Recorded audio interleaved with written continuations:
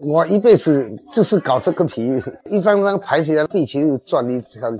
我是非物质文化遗产润饼皮第3代传承人傅国忠。我10几岁就开始做这个润饼皮了，做到现在已经50多年了。我一辈子就是搞这个皮，我做这个皮的一张张排起来，地球转一圈。清明节的时候，一天大概有2000张左右。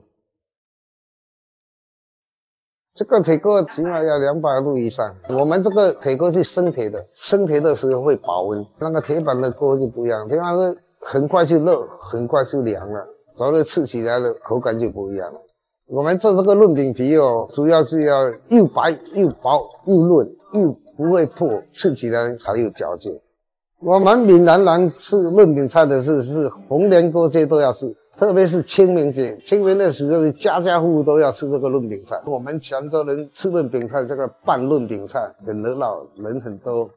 我们主要是沿海地区，主要是海鲜为主，一定要海鱼酱下去的。活灵豆了、豆干了、酥糕了、3层热了、群头鲈了。